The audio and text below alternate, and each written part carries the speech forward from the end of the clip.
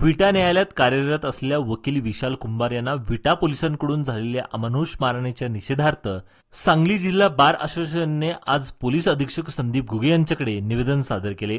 यावेळी संबंधित पोलिसांवर तात्काळ कारवाई करण्याची जोरदार मागणी करण्यात आली। 2 ऑगस्ट रोजी विटा शहरात पोलिसांकडून कोम्बिंग ऑपरेशन राबवण्यात येत असताना कोणतीही चौकशी अथवा ओळख न करता वकील विशाल कुंभार यांना बेदम मारहाण करण्यात आली। या घटनेनंतर पोलिसांकडून कोणतीही अधिकृत तक्रार दाखल करण्यात आली नाही हे विशेष। या प्रकाराचा निषेध करत सांगली जिल्हा बार असोसिएशनने पोलीस अधीक्षकांकडे निवेदन देत दोषी पोलिसांवर कठोर कारवाई करण्याची मागणी केली।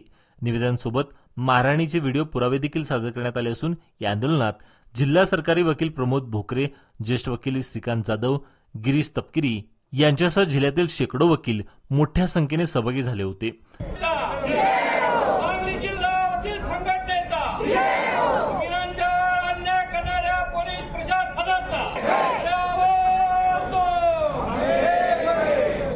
पोलीस प्रशासनाने या प्रकाराची गंभीर दखल घ्यावी आणि दोषीवर तात्काळ कारवाई करावी अशी आग्रही भूमिका यावेळी वकिलांनी मांडली। दिनांक 2 ऑगस्ट 2025 रोजी रात्री 12:15च्या सुमारास काही विटा पोलीस स्टेशनचे कर्मचारी आमच्या अंगणामध्ये आलेले होते। गेली 8 ते 10 महिने हा प्रकार चालू होता, म्हणून त्याबद्दल आम्ही त्यांना वेळोवेळी सांगितले तुमच्या या कामामुळे आम्हाला बराच त्रास होतोय। काही लोकांना तपासण्यासाठी ते येत होते।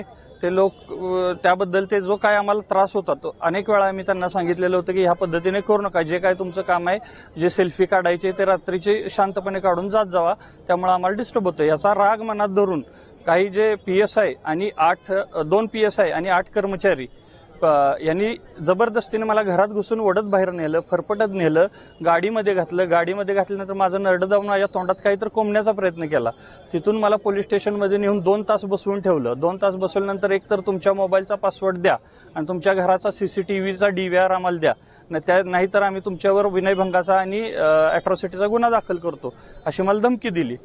त्यानंतर माझ्यावर दबाव टाकून माझा पासवर्ड घेऊन माझ्या मोबाईलमधले सगळे व्हिडिओ आणि फोटो डिलीट करायला लावले की जे काही त्यांनी एवढे दिवस करत होते आमच्या अंगणात येऊन त्याचं मी रेकॉर्डिंग केलेलं ते सगळं डिलीट करायला लावले आणि आमच्या घराचा DVR घेऊन गेले। आता हे गेल्यानंतर सुद्धा काही व्हिडिओज आणि वगैरे माझ्या दुसऱ्या कॅमेऱ्यामध्ये, ऑफिसच्या कॅमेऱ्यामध्ये सेव्ह होते, ते माझ्याकडे आहेत। तो पुरावा आम्ही विटा पोलीस स्टेशनला द्यायला गेलो दुसऱ्या दिवशी की आमच्यावर असा अत्याचार झालेला आहे, तुम्ही दखल घ्या। तर ते म्हणले आम्ही तुमची तक्रार कुठलीही घेऊ शकत नाही। त्यानंतर गेले 3 दिवस मला अॅट्रॉसिटी दाखल करतो, नाहीतर तुमच्यावर विनयभंगाचा गुन्हा दाखल करतो असा दबाव टाकण्यात आलेला आहे। आज आम्ही माननीय जिल्हा पोलीस प्रमुख यांना निवेदन दिलेले आहे। माझा पूर्णपणे कायद्यावर विश्वास आहे, ते यावर नक्कीच कारवाई करतील।